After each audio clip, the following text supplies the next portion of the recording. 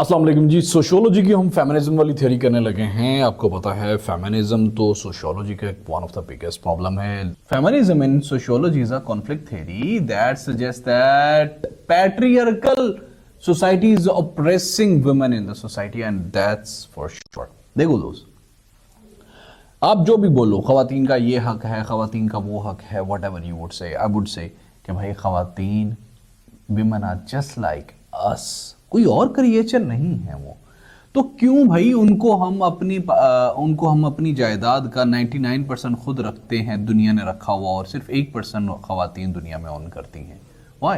So there is a great gap between the men and women rights in the society. So एक conflict theory के तौर पे ये उभरती है, क्योंकि जो हमने कॉन्फ्लिक्ट थ्योरी पढ़ी कि ड्यू टू लिमिटेड रिसोर्सेज दुनिया हमेशा कॉन्फ्लिक्ट में रहेगी, तो ये मैन फेमिनिज्म, मैन वेमेन का हम अभी ये कॉन्फ्लिक्ट देख रहे हैं काफी ज्यादा बढ़ता हुआ।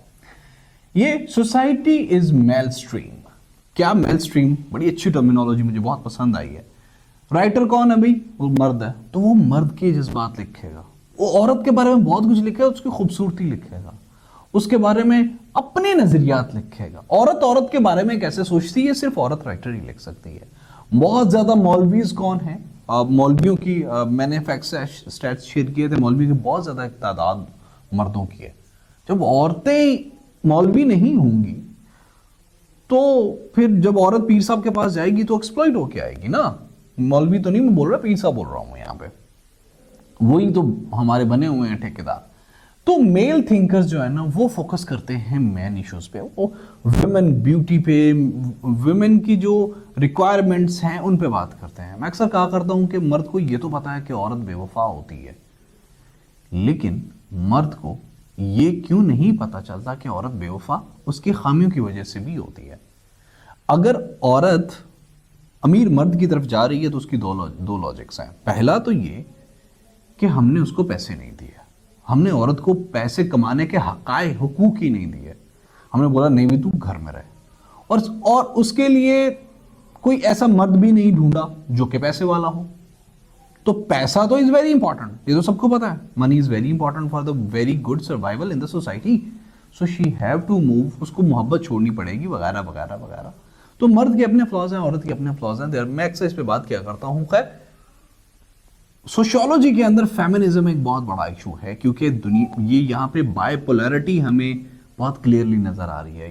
आई मीन पोलैरिटी हमें मर्द की तरफ जो होती हुई बहुत ज्यादा नजर आ रही है। There are clear gender differences in almost every society. Almost Pakistan के अंदर औरतें 51% हैं इन क्वांटिटी और मर्द 49% हैं इन क्वांटिटी। पिछले दिनों मैंने स्टैट्स शेयर किए हुए थे, ठीक है। लेकिन पाकिस्तान के अंदर पावर में सिर्फ 20% खवातीन हैं, बाकी 80% कहीं पे है ही नहीं। पाकिस्तान के अंदर पार्लियामेंट में सिर्फ 20% खवातीन हैं, बाकी 80% कहीं है ही नहीं।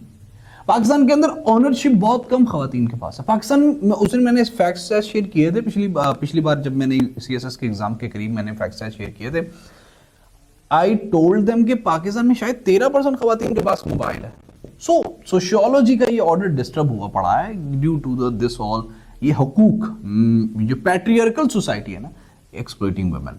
There are multiple feminist theories, जैसे कि लिबरल थ्योरीज, रेडिकल थ्योरीज है। इसके बाद थोड़ा देख लें, थोड़ा सा इनको देख लेते हैं। लिबरल थ्योरी ये कहती है कि भाई खवातीन को आज़ाद होना चाहिए, जो मर्जी वो करें, जो मर्जी करें, जो दिल्ली में आता है वो करें, because they are born free. Radical theory ये कहती है कि भाई जो रेडिकल फेमिनिस्ट थ्योरी हम बात कर रहे हैं, लिबरल फेमिनिस्ट थ्योरी की बात कर रहे हैं, तो रेडिकल थ्योरी ये कहती है, रेडिकल फेमिनिस्ट थ्योरी ये कहती है कि भाई जो भी एग्जिस्टिंग सोशल ऑर्डर है उसको उठा के बाहर फेंको और नया ऑर्डर लगाओ जिसके अंदर 50-50 हो। अगर मर्द 50% और खवातीन 50%, तो resources, ownership, everything should be 50-50। भाई हम तुम्हारे इक्वल हैं, tell me where we are lesser than you. Marxist theory ये कहती है कि भाई खवातीन को कभी पैसा मिला ही नहीं है, इकोनॉमी में उनका कोई कंट्रीब्यूशन है ही नहीं है, इसलिए उनके पास कुछ है ही नहीं है। उनके पास अपने फैसले लेने की, अपनी बॉडी को लेके फैसले लेने की, अपनी इकोनॉमी को लेके फैसले लेने की, अपने थॉट्स को लेके फैसले लेने की कोई इजाजत नहीं है।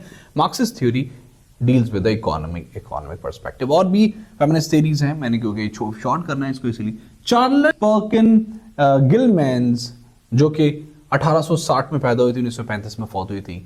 She is considered she is the lady who formalise the feminist theory, और इन्होंने जेंडर इनइक्वालिटी को बहुत ज्यादा हाईलाइट किया था।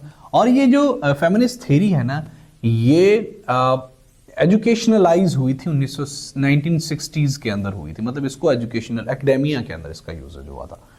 और मैं आपको बताता चलूं, Pakistan ranks 3rd worst country regarding the gender inequalities. तो हम पढ़े हैं भाई सोशियोलॉजी, फेमिनिज्म, ये चीज बतानी। ये रीसेंट कोट्स प्लीज आपने जरूर कोट करने हैं टू गेट गुड मार्क्स।